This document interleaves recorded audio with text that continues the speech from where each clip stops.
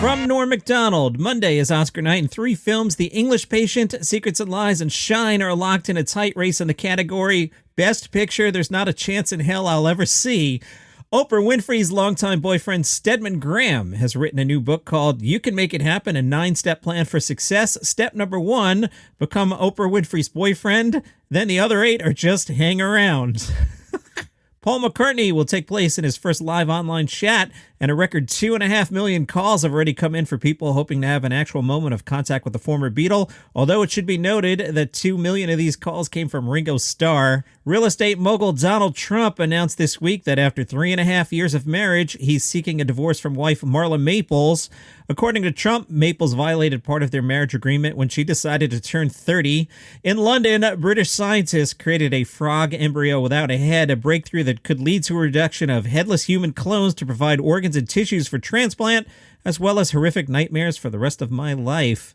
Hi, I'm Johnny Mac. This is a bonus episode. The comedy world has reacted to the passing of Norm Macdonald. There was a normal episode in the feed earlier today with the regular comedy news. This episode, all Norm.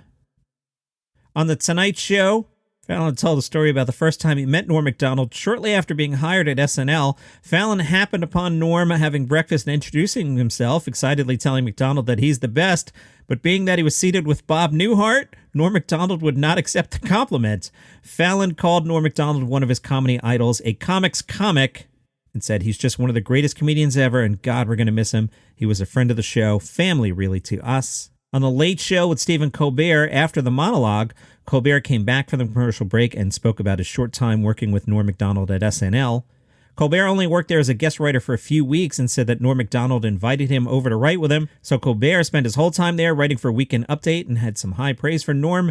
I wish I were a good enough comedian to come up with a joke right now about Norm Macdonald having died, but the only comedian I know who could get away with a Norm Macdonald is dead joke is Norm Macdonald. And I'm going to miss the fact that there's nobody left on the planet who can do that, and the comedy world is poorer for it today. Colbert had one joke he thought Norm would have appreciated. It said, "So I hope somewhere up there or wherever."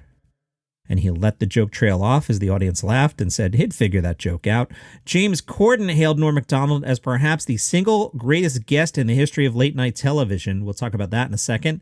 Norm Macdonald passed away today far too soon after a 9-year battle with cancer, a battle Norm never told anybody about because all Norm wanted to do was make us laugh, and he was absolutely brilliant at it. There was nobody quite like him. On Late Night with Seth Meyers, Seth said, "I don't think Norm would want to hear anything sentimental." And also, he loved, or should I say, he didn't care if he was bombing. If he thought the jokes were good, he had exactly as much fun telling them to a dead audience than to one who appreciated them. And I think for so many of us, we came up watching Norm, and we thought you were on the inside with him when you were watching him tell these jokes that you thought were great, and no one in the room thought was good, and you just felt this connection to him, and that ability to just stare in the audience, unblinkingly telling the audience jokes that you believed in. A series of tweets now. David Letterman, in every important way in the world of stand-up, Norm was the best, an opinion shared by me and all peers, always up to something, never certain until his matter-of-fact delivery leveled you. I was always delighted by his bizarre mind and earnest gaze. Trying to avoid using the phrase "twinkle in his eyes." He was a lifetime Cy Young winner in comedy, gone but impossible to forget.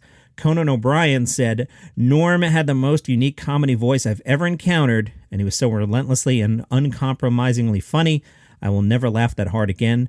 I'm so sad for all of us today." Bob Saget, devastated, met Norm in Ottawa when he was in my audience at 17 years old. Been close for decades. We've lost a comedic genius. No other voice in comedy has been as uniquely prolific, brazen, dark, hilarious, and heartfelt. Love you forever, Norm. Brian Posehn said, "One of the hardest times I've ever laughed was during the Bob Saget roast as Norm Macdonald ate it on purpose." We'll get to that as well. Gleefully digging in on a bit that the live audience wasn't buying. Meanwhile, the other comics and myself were in tears and in awe of one of the funniest humans ever. Billy Crystal, very sad to hear the passing of Norm Macdonald. He was a bold, fearless, and original voice. This is a huge loss.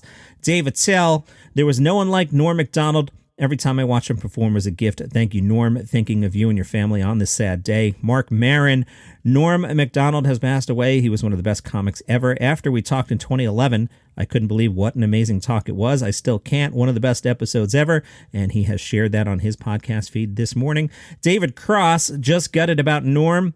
When I was going through a tough time after I was publicly defined as a racist POS, Norm Macdonald was literally the first, in caps, first person to reach out and tell me that he knew that was ridiculous, that he knew I was a good person, that he just had my back, R.I.P. Adam Sandler said he experienced some of the hardest laughs of my life with Macdonald.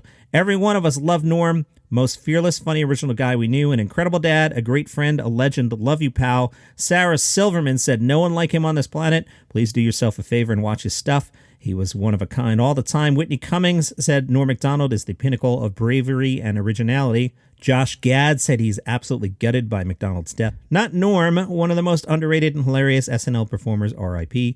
Artie Lang shared a photo of himself and Macdonald embracing, I will miss you forever. Bob Dole shared a picture of Norm Macdonald impersonating him. Bob Dole said the comedian was a great talent and I loved laughing with him on SNL. The SNL account said today's a sad day. All of us here at SNL mourn the loss of Norm Macdonald, one of the most impactful comedic voices of his or any other generation. Jimmy Gaffigan, oh my God, we lost a legend. Norm was punishingly funny, a unique special point of view and completely organic. R.I.P. Norm Macdonald. Patton Oswalt, no, goddammit. Oh my God, what is even happening? Goodbye, Norm. You were never not 100% hilarious. Jon Stewart, no one could make you break like Norm Macdonald. Hilarious and unique. F. Cancer. Bill Burr, lost a giant today. Rest in peace, Norm Macdonald. And I think Anthony Jeselnik nailed it. Anthony tweeted, battling cancer for 9 years without telling anyone is the most Norm Macdonald crap ever.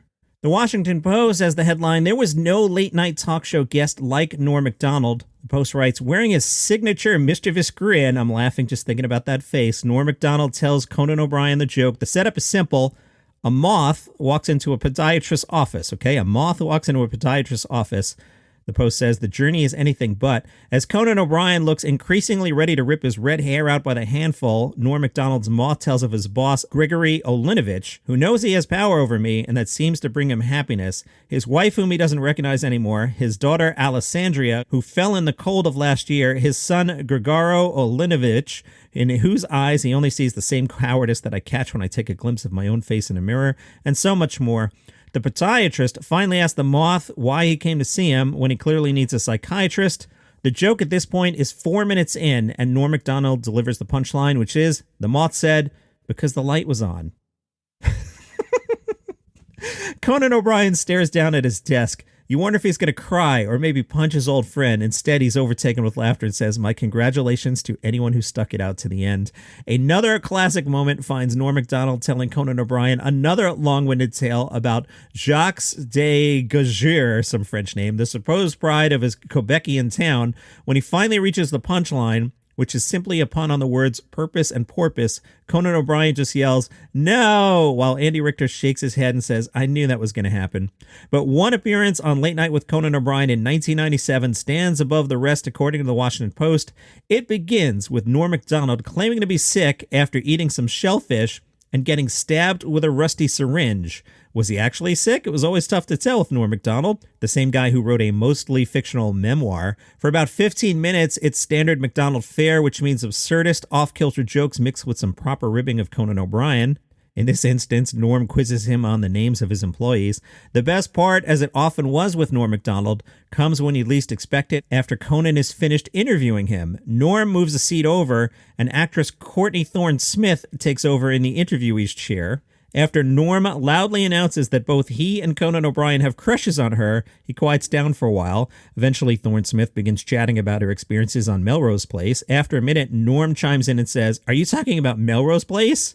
Conan says, you're the biggest ass I ever met.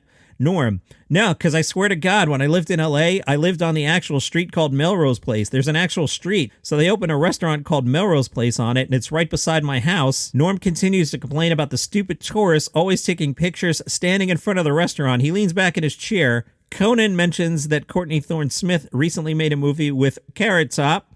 Norm said, wait, she left Melrose Place to do a movie with Carrot Top? Conan asks what the movie's called. Norm jumps in. I know what it's going to be called. If it's got Carrot Top in it, you know what a good name for it would be? Box Office Poison. Conan, the girl sitting to your left is in the movie. Norm, I would see any movie with this girl in it. She's a beautiful lady and a talented, nice talk show guest. Courtney says the name of the movie. Chairman of the board. Conan, do something with that, you freak. Norm, I bet the board is spelled B-O-R-E-D. Paul Scheer tweeted, I saw this clip I just talked about when I was in high school, and I don't think I ever laughed as hard as I did when I was seeing this live. From Thrillist, Norm Macdonald's bizarre, amazing roast of Bob Saget is the perfect way to remember him. Thrillist writes, as soon as I heard the shocking and upsetting news that Norm Macdonald died, I thought about one joke. When you go to the men's room later, you'll see a sign that says, gentlemen, pay no heed, go right in. There's no room that says scoundrel on it. It's a line that Norm Macdonald says at 2008's Comedy Central roast of Bob Saget. It's directed at Gilbert Gottfried. It's met with confused chuckles and groans. So is most of the set, which has gems like, Bob has a beautiful face like a flower. Yeah, cauliflower. No offense, but your face looks like a cauliflower. The laugh button dived in on that roast. The roasters included Greg Giraldo, Gilbert, Jeff Ross, John Lovitz, Jeff Garland, Susie Essman, and even Cloris Leachman. Artie Lang was scheduled to appear, but he was replaced at the last minute by a reluctant Norm Macdonald. Norm was not really a roast type, but agreed to do it as a favor to Bob Saget the night before. When Norm asked what he should do, the producer of the roast told him just to be shocking. To Norm Macdonald, the shocking thing to do was to go to the complete opposite direction and do the cleanest, most boring jokes straight out of a 1950s joke book. The comics were howling, the audience was confused, and Norm was clearly delighted with both responses. You can find the full roast of Bob Saget on Paramount Plus. From Vulture, if you invited Norm to do something, the only thing you could truly expect is that it would be funny. Perhaps nowhere was this more acutely on display than the time YouTube made the terrible mistake of letting Norm co-host the red carpet pre-show for the Big Live Comedy Show, which was a failed attempt to launch an annual live comedy show in 2013. The pre-show, which Norm Macdonald co-hosted, now exists only as a sometimes glitchy, pirated bootleg. Norm showed up in sweatpants and clearly didn't give a hoot. Norm said, all the stars are here. He repeatedly announced that over and over before stumbling over the names of various YouTubers, while also holding a prop cigarette. His intentionally out of touch and awkward presence relieves his co-host of the obligation to do anything but maintain a sense of decorum for him to repeatedly violate. Throughout the show, he roasts every guest. For an example, Lonely Island came by, and he described them as Andy Samberg and the other couple of fellas. At one point, he advises comedians Garfunkel and Oates not to accept notes on their TV show from IFC. Just say to them, listen, you picked up Marin, as the trio dutifully complete what is clearly a required demonstration of how to subscribe to a YouTube channel. Macdonald draws laughs without even saying a word. He just stares directly into the camera, heightening the awkwardness of this whole thing. One more from Vulture. Now pay attention here. It's a long interview, and let me just read it to you, and you're going to find it fascinating. Vulture, forget about your career. Do you think Twitter has been good for you as a human being? Norm, it's definitely bad for me as a human being. Vulture, how so? Norm, it's another way of wasting time, and I don't need that. I don't have alcohol. I don't have cigarettes. I don't have drugs. I don't have that much gambling anymore, but I do have YouTube, sports, and Twitter, and I only got so much time. When I get sad, it's when I see how little time I have left and how I'm wasting it. Gambling was always like that. It wasn't the money I lost. It was the time. Vulture, you know what makes me feel that way? What makes you feel it? Vulture, I can imagine being on my deathbed and thinking, why did I waste so many meals on yogurt? Norm, absolutely. You know, I think about my deathbed a lot. Vulture, what do you think about it? Norm, I think I should have never purchased a deathbed in the first place. Norm Macdonald, rest in peace. If you were discovering this podcast today because of Norm Macdonald, it's a 10-minute, 7-day-a-week look at what's happening in the world of comedy. You can follow the show on Apple Podcasts, Spotify, Google Podcasts, normal episode in the morning. And if you missed this morning's normal episode, just go down one in the feed. So 2 episodes today. See everybody in the morning.